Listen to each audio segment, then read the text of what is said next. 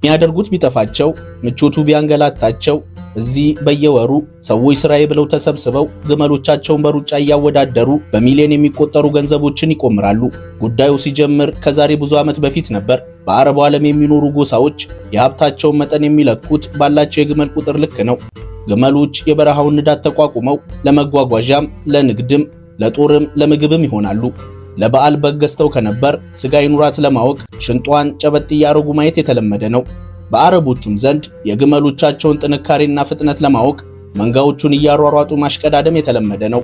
ውድድሩን አሸንፈው በደረጃ የሚወጡ ግመሎች ለግዳጅ ብቁ ሆነዋልና ለንግድም ለጦርም ይላካሉ። ለንግድ ከተላኩ ውድና በፍጥነት ለገበያ መቅረብ ያለባቸው ዕቃዎች ይጫኑባቸዋል። ለጦርም ከወጡ እንደነሱ ጀግና የሆነ ጦረኛ ይጋልባቸዋል። የእንደነዚህ አይነት ግመሎች ቢሸጡ ለአሳዳሪዎቻቸው ጥሩ ገንዘብ ቢኖሩም ደግሞ ለባለቤቶቻቸው የኩራት ምንጭ ናቸው። ዓመታት አለፉ። እድሜ ለተፈጥሮ ይሁንና አረቦች የነዳጅ በረከት ፈለቀላቸው። ገበያን በግመል ይዞ መዞር ድንበርንም ግመል ላይ ሆኖ እየተዋጉ ማስጠበቅ ቀረ። ሀብታቸውን ይጭነቀው እንጂ ጠባቂዎቹም ገበያውም በራቸውን እያንኳኩ ይመጣሉ። ይሁንና የአባቶቻቸውን ባህል ግን አልረሱትም። አባቶቻቸው ያኔ ጀግናውን ለመለየት፣ ዛሬ ደግሞ ልጆቻቸው ለመዝናናት ግመሎቻቸውን ሩጫ ያወዳድራሉ። ነገርየው ግን ከመዝናኛነትም አልፎ በሚሊዮን የሚቆጠሩ ዶላርና ሪያሎችን የሚረጫጩበት፣ በመቶ ሺህ የሚቆጠሩ ቱሪስቶች የሚታደሙት የጦፈ የውርርድ ስፖርት ሆኗል። ግመሎቹ እንደየዕድሜና ልምድ ደረጃቸው አጭርና ረጅም ርቀት ውድድሮችን ያደርጋሉ። አጭሩ 4 ኪሎ ሜትር፣ ረጅሙ ደግሞ ከ8 እስከ 10 ኪሎ ሜትር ይረዝማል። ከ25 እስከ 30 ግመሎች በአንድ ውድድር ይሳተፋሉ። ስፖንሰሮች፣ ባለሀብቶች፣ የንጉሳውያን ቤተሰቦችና አቋማሪ ድርጅቶች ዋነኛ ተዋናዮቹ ናቸው። የዚህ ውድድር አሸናፊ የሚሆኑ ግመሎች እንደ በፊቱ ለጦርና ንግድ አይላኩም። የብዙ ሚሊዮን ሪያል ተሸላሚ ይሆናሉ። ከፍተኛ ክትትልና እንክብካቤ እየተደረገላቸው እንዲራቡ አልፎም ለክብርና ዝና መገለጫ የሆኑ ዘንድ በጨረታ ይሸጣሉ። በዚህ ውድድር 16 የአረብ ሀገራት ግመሎቻቸውን አሰልጥነው ይልካሉ። ሳውዲ አረቢያ፣ ዩናይትድ አረብ ኤምሬት፣ ኳታር፣ ባህሬን፣ ኦማንና ኩዌት የውድድሩ አዘጋጆች ናቸው። በሀገራችን አፋርና ሶማሌ ክልል ላይ በነፃ በረሃ ለበረሃ የሚሯሯጡ ግመሎች እዚህ ለሚሊዮነርነት መሮጣቸው ሰዎችም ስራዬ ብለው ለመዝናናት በጉጉት ማየታቸው ያስገርማል። ሲጀምር ነገርየው የቅንጦች ነው። እኛን የሚገባን አይመስልም። አላደል ሀብታሞች ተሰባስበው በጓደኛቸው ፎቅ ቀለም ሙድ እየተያያዙ የሚቀላለዱት አይነት ቀልድ ነው። ባህሬን ግን የዚህና መሰል አስገራሚ ስፖርቶች ጀማሪ ከሆኑ ሀገራት ትካተታለች። ባህሬን ትንሽዬ ሀገር ናት። በጣም ትንሽ። በብዙ ሀገራት የሚገኙ ዋና ከተሞች ሳይቀሩ በብዙ ይበልጧታል። መገኛዋን ፈልጎ በዓለም ካርታ ላይ ለተመለከታት በሁለት ባህሮች መሃል የምትገኝ የአሸዋ ጠብታ የምታህል ሀገር ናት። የስሟ ትርጓሜም ይህንኑ ይገልጻል። ባህሬን በአረብኛ ሁለት ባህሮች ማለት ነው። በሙሉ ስሟ ኪንግደም ኦፍ ባህሬን ትባላለች። በመካከለኛው ምስራቅ ብቸኛዋ ደሴት ላይ የተገነባች ሀገር ናት። ዋናውና 83 ከመቶ አካሏን የሚሸፍነው የባህሬን ደሴትን ጨምሮ 50 ተፈጥሯዊ፣ 33 ሰው ሰራሽ አርቲፊሻል ደሴቶች አሏት። 780 ስኩዌር ኪሎ ሜትር ጠቅላላ የቆዳ ስፋትና ከ1.5 ሚሊዮን በላይ ነዋሪዎች አሏት። ከእስያ አህጉር ማልዲቭስና ሲንጋፖርን በመከተል ሶስተኛዋ ትንሿ ሀገር ናት። የሀገራችን ሁለተኛ ዋና ከተማ የሆነችው ድሬዳዋ ከባህሬን ቢያንስ በ400 ስኩዌር ኪሎ ሜትር ትሰፋለች።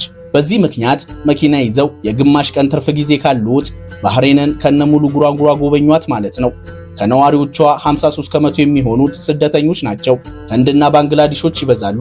ከአፍሪካ ሀገራት የግብፅና የኬንያ ዜጎች ቀዳሚውን ስፍራ ይዛሉ። ትንሿን ሀገር በኢኮኖሚ ካየናት ግን ከባህሩም ትሰፋለች።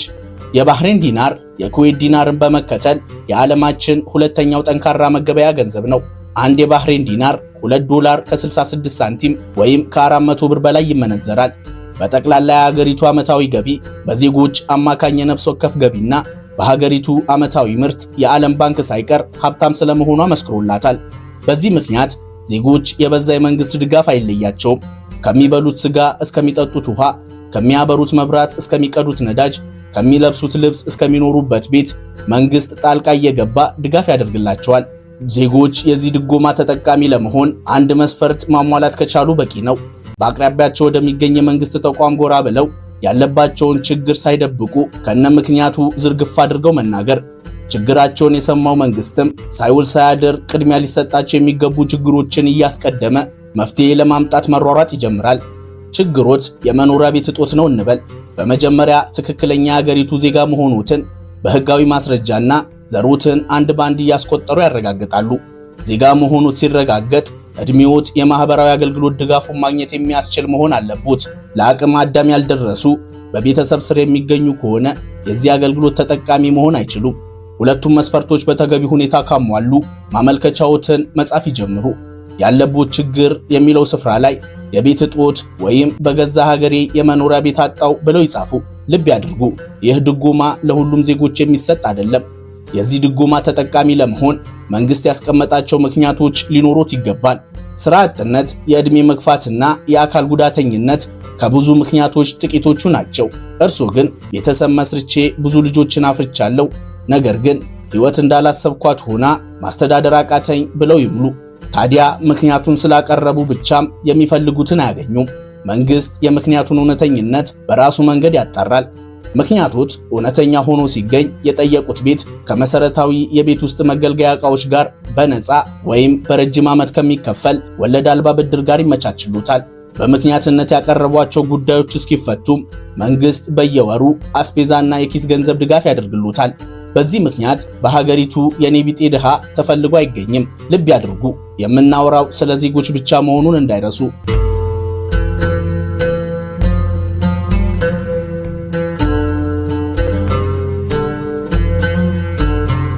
ባህሬን የገልፎ ሀገራት የዘመናዊነት ጀማሪ ናት። ዛሬ በድሎት የሚኖሩበትን ነዳጅ ሳይቀር ለመጀመሪያ ጊዜ ቆፍራ ያገኘችው አውጥታ መሸጥ የጀመረችው እሷ ነበረች። በዘመናዊ መሰረተ ልማት ግንባታ፣ በቅንጦት መዳረሻነት፣ በፋይናንስ ማዕከልነት የአካባቢውን ሀገራት ትቀድማቸዋለች። ከገልፍ ሀገራቱ ቀድማ የመጀመሪያውን መንግስታዊ ትምህርት ቤት፣ ዘመናዊ ሆስፒታል፣ ዩኒቨርሲቲና የባንክ ስርዓት ገንብታለች። ዓለም አቀፉ ዝነኛው የፎርሙላ 1 ውድድር ለመጀመሪያ ጊዜ በመካከለኛው ምስራቅ መዘጋጀት የጀመረው እዚች ሀገር ውስጥ ነው። የዛሬውን ያድርገውና እንደ ኳታር ላሉ ሀገራት ንጹህ የመጠጥ ውሃ እየሸጠች ትተዳደርም ነበር። ባህሬን ከሌሎች የገልፎ ሀገራት በተለየ ከርሰ ምድሯ በነዳጅ ብቻ ሳይሆን በንጹህ የመጠጥ ውሃም የተሞላ ነው። እጅግ ሞቃታማ የአየር ጸባይ፣ በረሃማ መልክዓ ምድር መለያዋ ቢሆንም በአንዳንድ አካባቢዎቿ ለም መሬት አላት። ለዚህ ትልቁ ማሳያ የሚመለከቱት ዛፍ ነው። ትሪ ኦፍ ላይፍ ይባላል። ላለፉት ከ400 ዓመታት በላይ ያለ አንዳች እንክብካቤ አረንጓዴያማነቱን ሳይለቅ ቆይቷል። የሚያስገርመው ይህንን ሁሉ ዓመታት ሲቆይ እየኮተኮተ ውሃ ያጠጣው የለም። በአካባቢውም ቢሆን የሚታይ የውሃ ምንጭ አይገኝም። ታሪኩ ያስገረማቸው ዓለም አቀፍ ቱሪስቶች በየዓመቱ እየመጡ ይጎበኙታል። ባህሬን ኢትዮጵያ ውስጥ የሚገኙ ብዙ ክልሎች በእጥፍ የሚበልጧት ሀገር መሆኗን ነግረኑታል። የሚያስገርመው ግን ጨምራ ራሷን አስፋፍታ አይተናት እንጂ ከዚህም ያነሰች ትንሽዬ ሀገር ነበረች። ከፈረንጆቹ 1980 በፊት የሀገሪቱ ጠቅላላ ስፋት 694 ስኩዌር ኪሎ ሜትር ብቻ ነበር። ለማስታወስ ያህል መዲናችን አዲስ አበባ 527 ስኩዌር ኪሎ ሜትር ትሰፋለች። ባህሬን ዛሬ ላይ በግዛትነት የያዘችው 13 ከመቶ መሬት በሰው ሰራሽ መንገድ ባህር እየተከተረ ደለል እየተሞላ የመጣ ነው።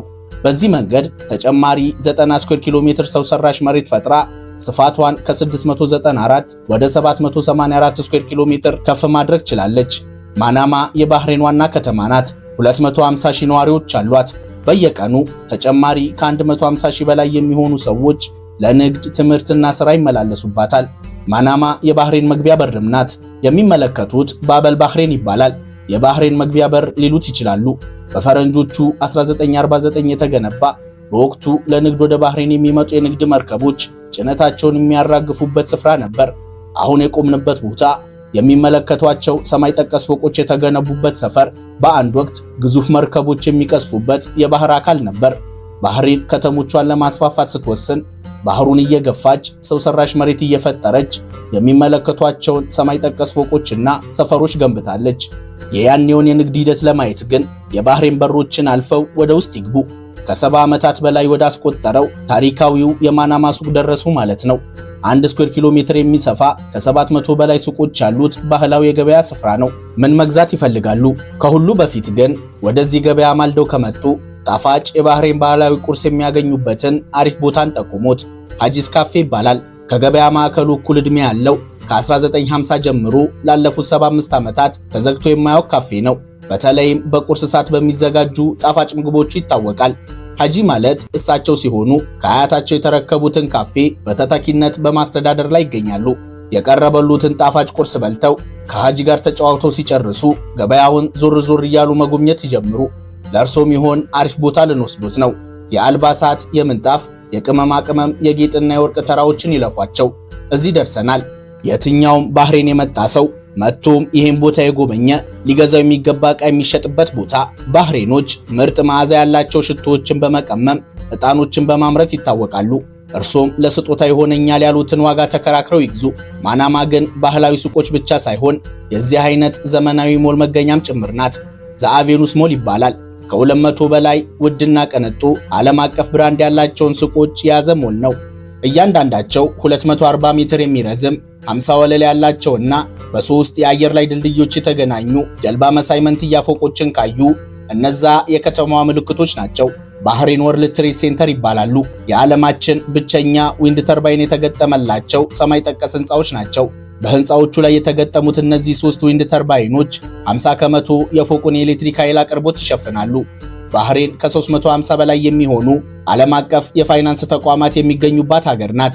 በተለይም በኢስላሚክ የፋይናንስ ማዕከልነቷ በደረጃ ከሚቀመጡ ሀገራት አንዷ ናት። ይህ ማንነቷን ለማሳየት የሚመለከቷቸውን መንትያ ህንፃዎች ገንብታለች። ባህሬን ፋይናንስ አርቡር ይሰኛሉ። የገልፎ ሀገራት ዎል ስትሪት እየተባሉ ነው የሚጠሩት። የሀገሪቱ ትልልቅ ባንኮችን ጨምሮ ዓለም አቀፍ የፋይናንስ ተቋማት ዋና መቀመጫቸው በዚች ህንፃ ውስጥ ነው።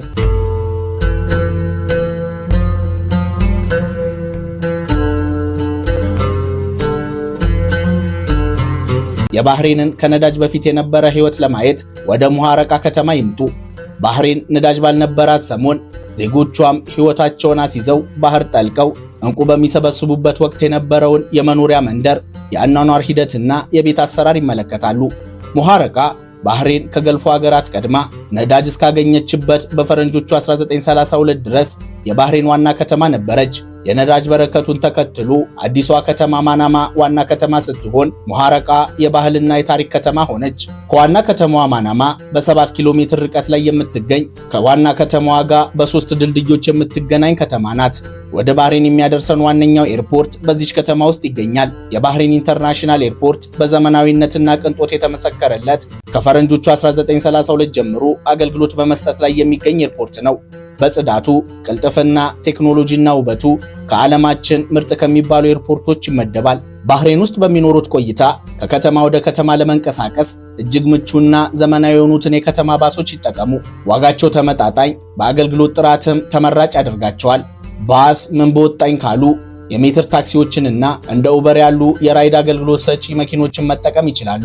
በባህሬን አብዛኛው ዜጋ የግል መኪና ባለቤት በመሆኑ ሀገሪቱ አማራጭ የትራንስፖርት አገልግሎት የላትም።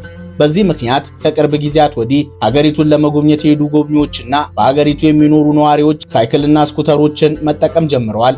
ሪፋ የሀብታሞች ከተማ ናት፣ የንጉሳውያን ቤተሰቦች የሚኖሩባት። ዛሬ ሳይሆን ያኔ ባህሬኖች በጎሳ ተከፋፍለው በሚኖሩበት ዘመን ሪፋ የጎሳ መሪዎች መሰባሰቢያ፣ የበላይ መሪዎች መኖሪያና የንግድ መስመር ነበረች። ሪፋ የባህሬን ሁለተኛዋ ትልቋ ከተማ ናት። የከተማዋን አኗኗር በሶስት ከፍለን ማየት እንችላለን። ምስራቅ፣ ምዕራብና ሰሜን ሪፋ ብለን እንክፈላት። ምስራቅ ሪፋ ባህላዊ ከተማ ናት። ባህላዊ ሱቆችና ታሪካዊ ቦታዎች የሚገኙባት።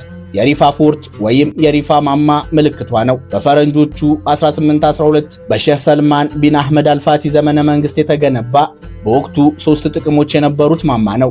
ገቢና ወጪ ንግድን ጨምሮ የሀገሪቱን ድንበር ማስጠበቅ፣ ለንጉሱ በመኖሪያነት ማገልገልና የመሪዎቹ የአልከሊፋ ቤተሰብ የመሪነት ኃይል ምልክት መሆን ነው።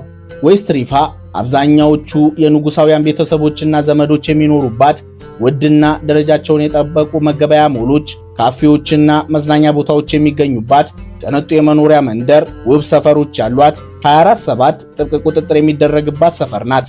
ኖርዝ ሪፋን በዘመናዊነት የደመቀች ለባለ ሀብቶች መኖሪያነት የተዘጋጀች ከተማ ሊሏት ይችላሉ። ባህሬን 90 ስኩዌር ኪሎ ሜትር የሚሆን መሬት በሰው ሰራሽ መንገድ እንደጨመረች ነግረኑታል። የሚመለከቱት የአሟይ ደሴት የዚህ ምልክት ነው። የአሟይ ደሴት በዋነኝነት ለቱሪስት መዳረሻነት የተገነባ 6 ሰው ሰራሽ ደሴቶችን በአንድ የያዘ ዘመናዊ መሰረተ ልማቶች፣ ቅንጡ መገበያ ሞሎችና ሰው ሰራሽ የባህር ዳርቻዎች አሉት።